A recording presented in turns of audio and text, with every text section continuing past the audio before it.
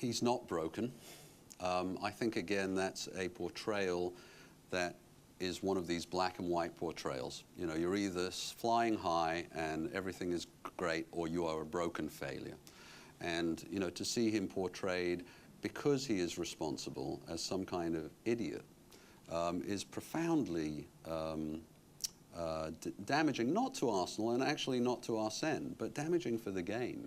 You know, we do this. And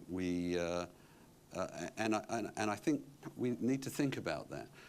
Arsene is frustrated. He shares the same frustrations that we all do about, you know, I think the frustration of a lot of us in the club and a lot of our fans is the potential is very, very high.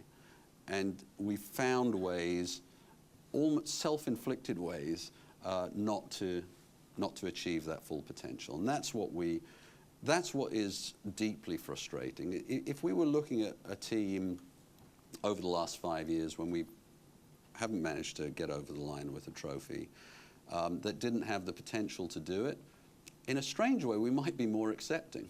But the potential is there, and everyone can see it. Last year, we played some of the best football in the Premier League, and yet we self-destructed at some key moments, and we've seen that a couple of times this season again. And that's something we have to correct because the potential's there. That's the frustration that I think Arsene is wrestling with, but he's absolutely not broken. I mean, he is as focused on delivering success to this football club as he's ever been.